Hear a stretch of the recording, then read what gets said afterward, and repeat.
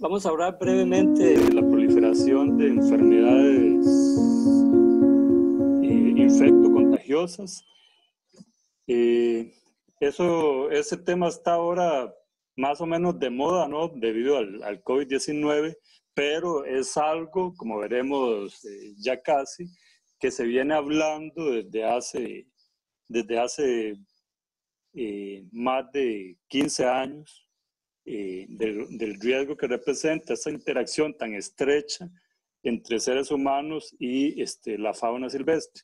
Aquí les pongo este ejemplo ilustrativo del Arca de Noé, ¿no?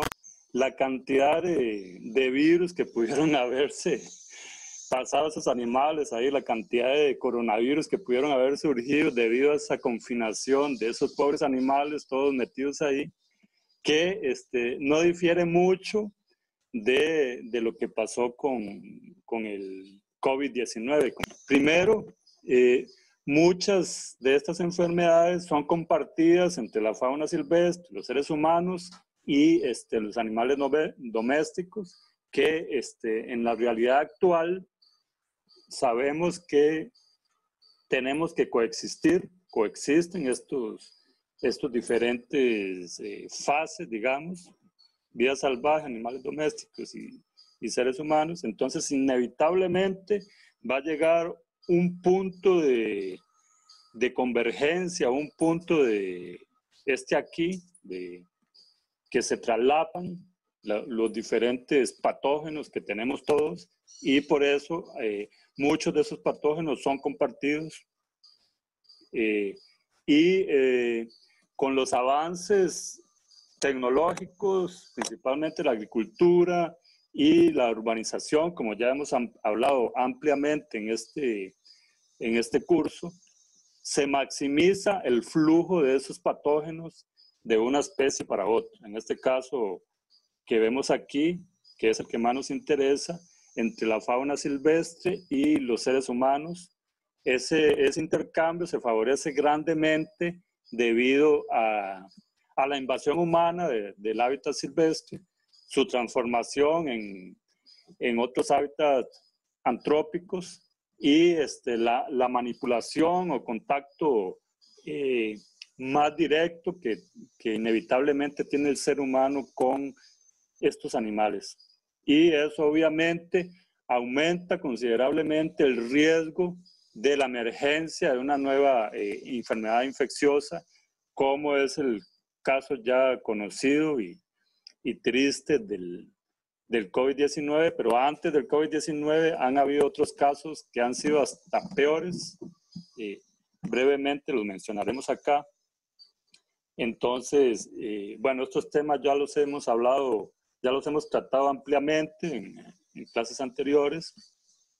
Entonces, no, voy a comentarlo solo superficialmente. Grande parte de esa mayor vulnerabilidad en la emergencia de enfermedades emergentes, infecciosas, se debe a esas transformaciones o son estimuladas por las propias actividades humanas. Es lo que muestra esa figura. Entonces, hablar de enfermedades infecciosas es inevitablemente, está intrínsecamente ligado a este concepto que está acá, que es la zoonosis. Entonces, una zoonosis es una enfermedad infecciosa causada por un patógeno que se transmite de un animal al ser humano. Claro, si fuéramos un animal y lo vemos desde el punto de vista de la vida silvestre, entonces la zoonosis sería la transmisión de los patógenos nuestros a la vida silvestre, pero bueno, es un concepto más antropocéntrico, el concepto de zoonosis. Pero también puede ocurrir zoonosis inversa, ¿no? Enfermedades que se transmiten de los seres humanos a la fauna silvestre. Normalmente este animal intermediario que se menciona aquí, el animal que transmite el patógeno al ser humano, es un vertebrado no necesariamente en todos los casos, pero en la mayoría de los casos es un vertebrado, y puede ser un vertebrado silvestre o un vertebrado doméstico, como vacas, como ovejas, como camellos, etcétera, ratas.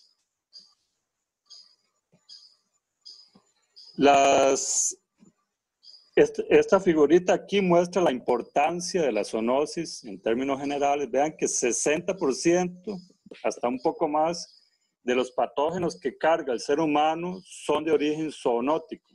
O sea, fueron transmitidos de la fauna, no necesariamente silvestre, de la fauna en general, de los vertebrados, al ser humano. Y 75% de las enfermedades infecciosas emergentes son zoonóticas. De ahí la importancia de entender bien en qué consiste la zoonosis y cuáles son sus principales causas. Veamos acá qué es lo que mencionamos antes, ¿no? Que la zoonosis pueden ocurrir tanto o pueden ocurrir debido al flujo de esos patógenos de la vida silvestre o animales domésticos al ser humano, pero también hay algunos casos, son más raros, de zoonosis inversa o zoonosis del ser humano a la fauna silvestre. Entonces, ambas cosas pueden ocurrir, pero la que más nos preocupa es esta acá, ¿no? ¿Hasta ahí estamos claros? Profe, ¿puede dar un ejemplo de alguna vez que se haya dado zoonosis inversa de alguna enfermedad? En el caso son casos raros, ¿no? En el caso de gorilas y el ébola, teóricamente ocurrió una zoonosis inversa y murieron miles de gorilas. Por eso, digamos, en África, para ir a ver gorilas y también chimpancés, es obligatorio andar máscara. Eso desde hace muchos años, ¿no? Entonces, para evitar que ocurran ese tipo de tragedias, porque en una de esas es posible acabar con la población entera, incluso que se extinga una especie entera debido a la presencia humana en esas regiones. También los gorilas y chimpancés tienen enfermedades que nos pueden transmitir a nosotros, entonces es por protección mutua. Probablemente hay otros casos, si quieren la clase que viene doy una investigada en eso y les doy otros ejemplos adicionales. Pero lo que queremos aquí es que tengamos claro que el ser humano también puede ser una fuente de patógenos que puede afectar la vida silvestre. Bueno, los principales factores ya los hemos discutido ampliamente, ¿no? Destrucción de hábitat, number one. Entonces, en esta figurita que está acá, graciosa, pues refleja la realidad que estamos viviendo desde hace décadas, ¿no? El ser humano, con el aumento del crecimiento poblacional, pues destruye los hábitats naturales, cada vez destruye más hábitats naturales, los transforma en ciudades, en plantaciones, en grandes industrias, incluyendo infraestructura eólica, infraestructura eléctrica, aeropuertos, etc. Y todo eso a consta de la fauna silvestre que cada vez se queda más confinada en pequeñas áreas, pequeños fragmentos, y inevitablemente la frontera entre el bosque y la ciudad es cada vez más estrecha, cada vez más tenue, y por eso es tan común ver grandes vertebrados invadiendo, entre comillas, ciudades, campos agrícolas, etcétera, ¿Por qué? Porque en realidad esas áreas eran sus hábitats naturales. El ser humano los cortó, no pidió permiso, los animales no tienen documentos de propiedad ni pueden defenderse, entonces ahí es que surgen los diversos conflictos de los que hemos hablado. Y también entre esos conflictos está el surgimiento de estas enfermedades infecciosas, que como podemos dar testimonio todos, pueden ser catastróficas, ¿no? No solo para la sobrevivencia humana, sino para la economía global.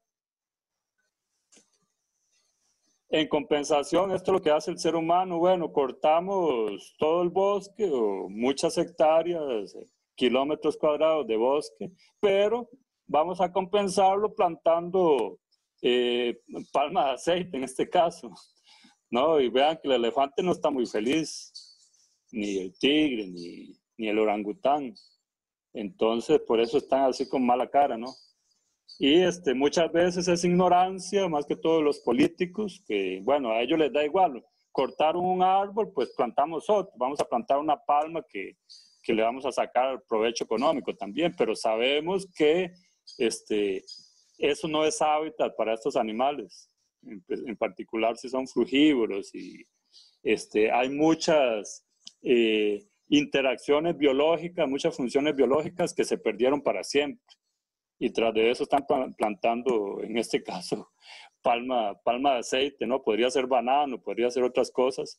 Y eso definitivamente no es una compensación apropiada.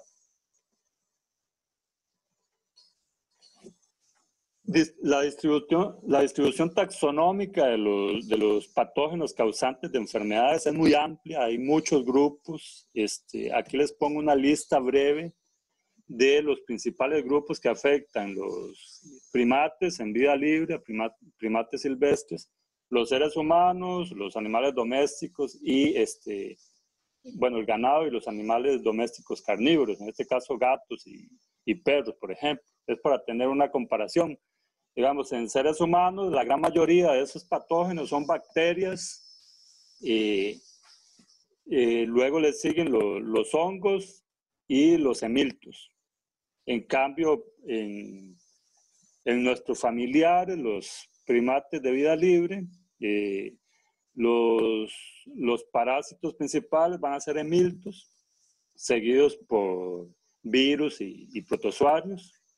Y las bacterias, la verdad, no son tan importantes en este caso. Dicho sea de paso, una bacteria es la que más ha matado, la que más ha destruido vidas humanas. No sé si ustedes la recuerdan. Siglo XIV, para darles una pista. No sé si alguien se ubica. ¿No? Si no, ya casi La vamos. peste negra. Efectivamente, ya casi vamos a mencionarlo así por encimita.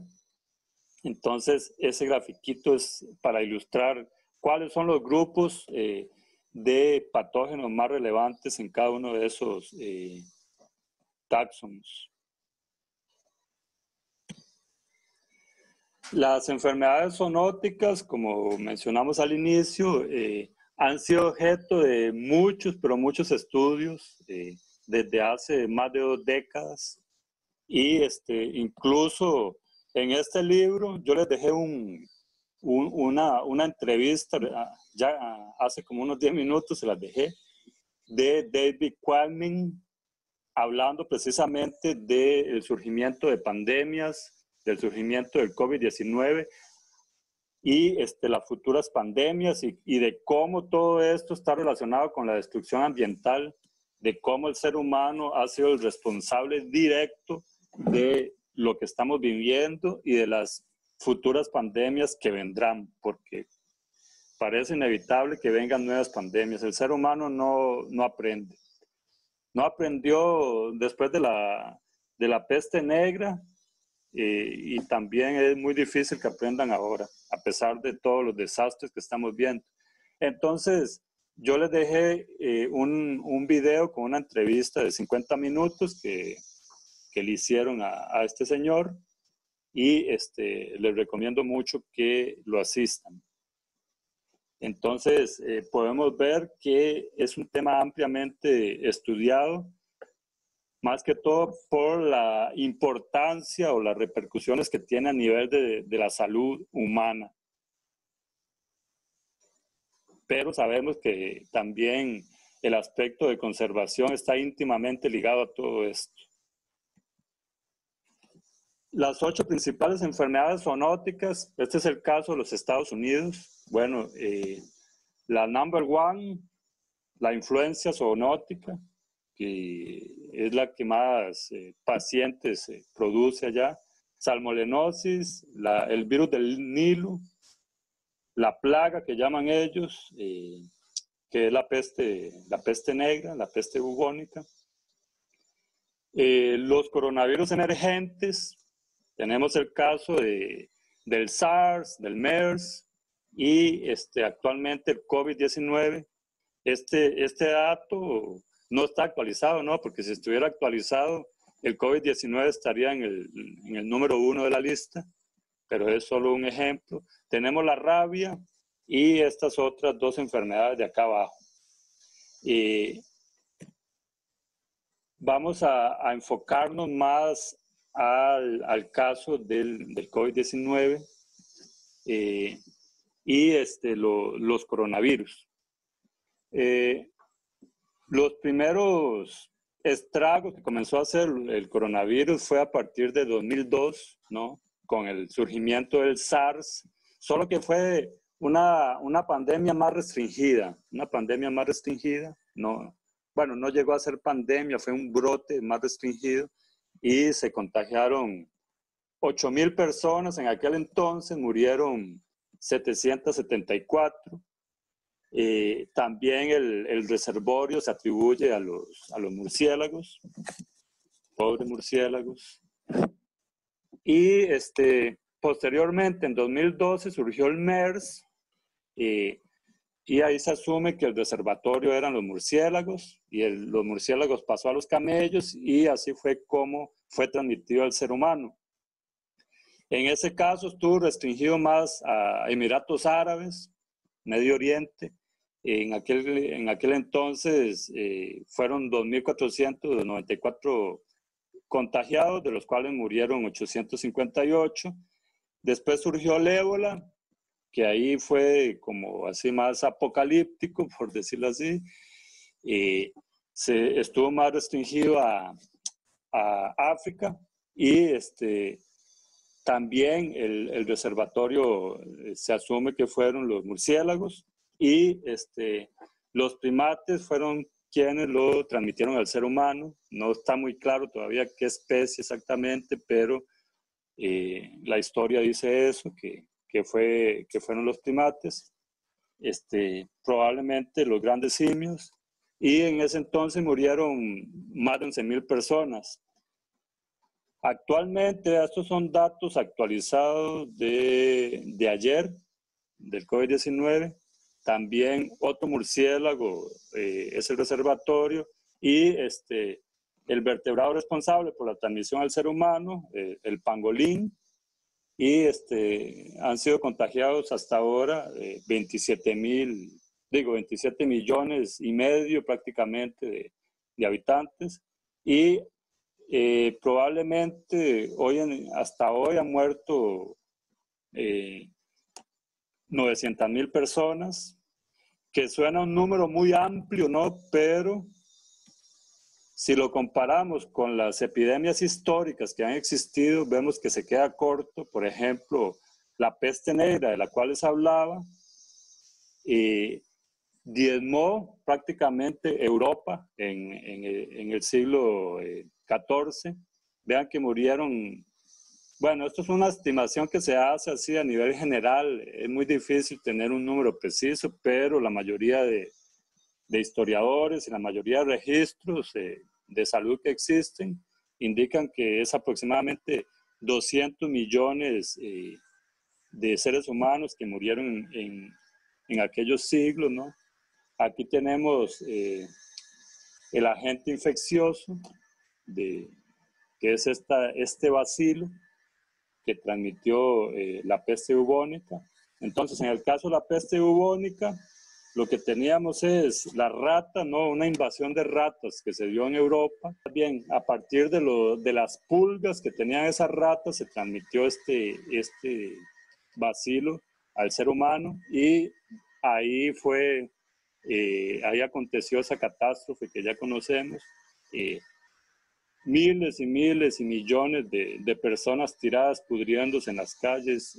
Fue un escenario muy similar a lo que uno podría imaginarse como el apocalipsis, pero en aquella época solo no fue mayor porque la capacidad de transportar ese bacillus era mucho más reducida a la que conocemos, era principalmente por grandes navíos mercantes, ¿no?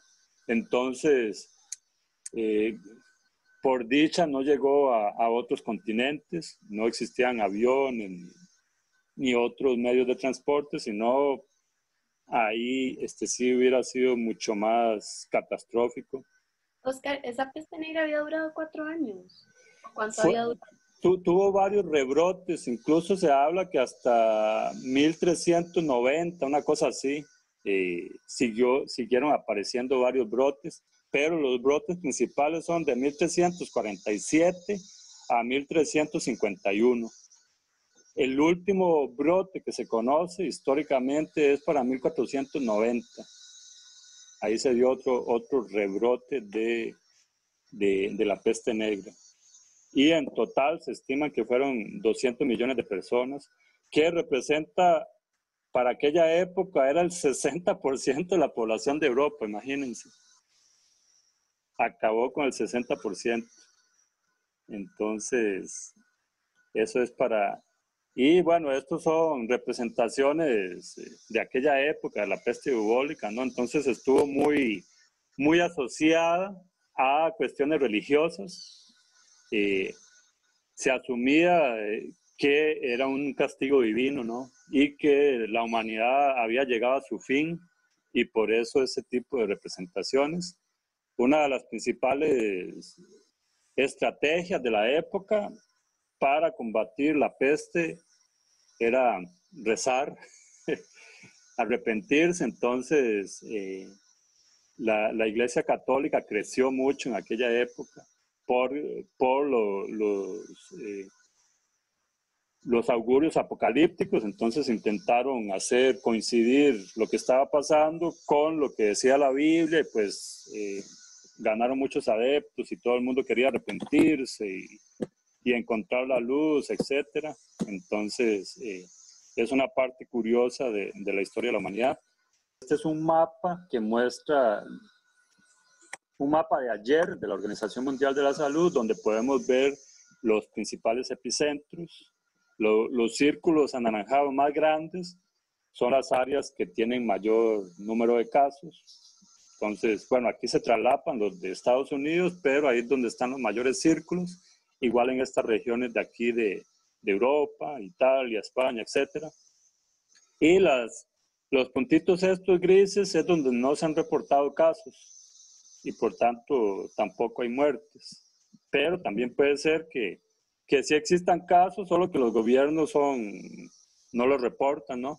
Entonces, eso es para que veamos que esta pandemia es realmente global, ¿no? No como en el caso de la peste bubónica, que estaba más confinada a Europa. Ahora estamos hablando de que la globalización contribuyó a expandir esa pandemia por prácticamente el mundo entero.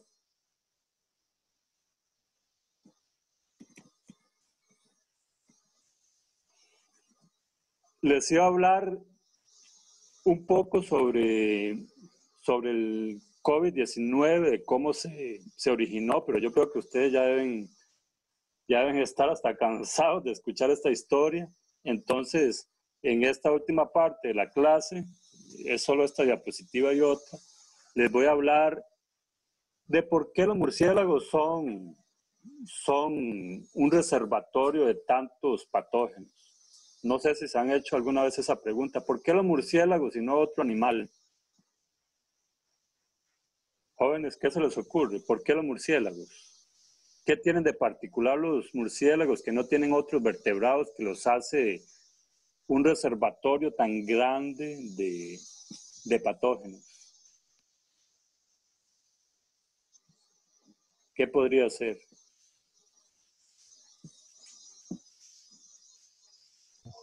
Vieras que yo no sé, de hecho yo hasta ahorita que se está presentando esto, estaba viendo, o que usted lo mencionó también, que han sido causantes de esas pandemias. Ok, entonces vamos a hablar rápidamente de eso. Estas son algunas de las razones por las cuales los murciélagos son causantes, no causantes, pero portadores de tantos patógenos que causan enfermedades sumamente peligrosas para los seres humanos. Primero, la alta diversidad, ¿no? Son aproximadamente, bueno, estos son datos para 2018, quizás hasta 2020 ya hayan más especies, por lo menos unas 20 más hayan sido descubiertas. Y entonces es un grupo sumamente diverso. Es el segundo grupo de vertebrados de mamíferos más diversos. Y obviamente, entre mayor diversidad de especies, mayor diversidad de patógenos específicos. Entonces, eso contribuye a aumentar la diversidad de patógenos. Luego, existe una larguísima historia evolutiva entre los murciélagos y los patógenos. Entonces, los murciélagos son capaces incluso de coexistir pacíficamente con muchísimos patógenos, virus, bacterias, hongos, etc. Debido a esa amplia historia evolutiva de coadaptación entre los murciélagos y sus patógenos.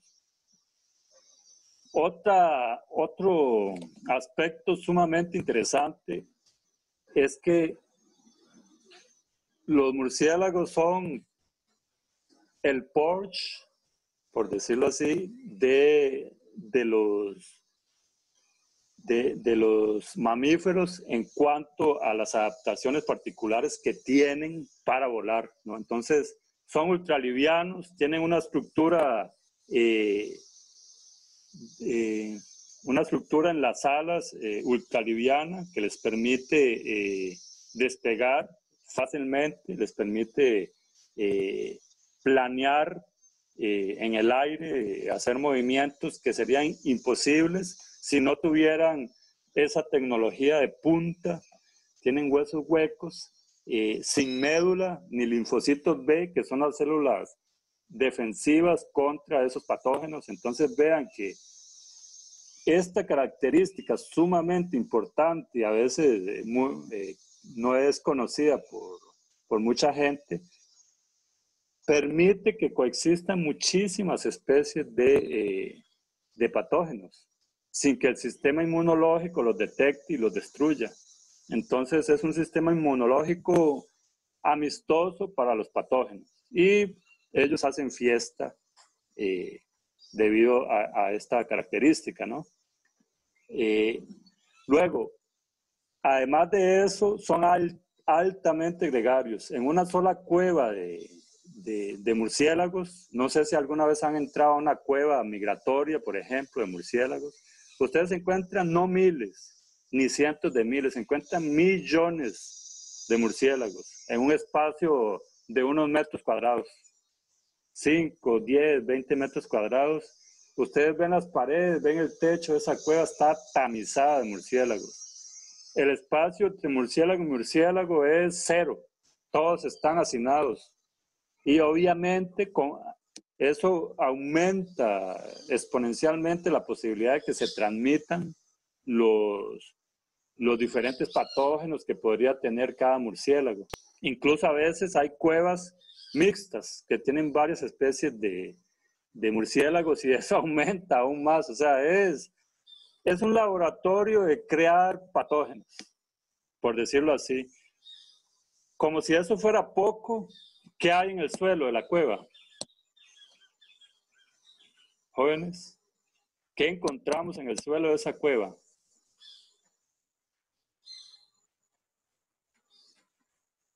El guano. Metros de guano. Yo ya he entrado allá en Chamela, por ejemplo, en México, que estábamos estudiando una especie que se llama Leptonicteris, que es un murciélago migratorio muy, muy interesante. Y estábamos haciendo filmaciones para ver comportamiento sexual en esos murciélagos.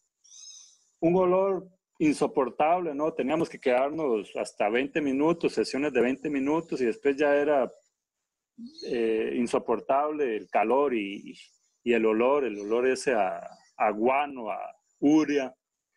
Y el guano nos llegaba por las rodillas en la cueva. Entonces, lo que hacíamos era entrar solo como con un chorcillo ahí, una tanga, porque la ropa después había que botarla, ahí se queda, ese olor no sale.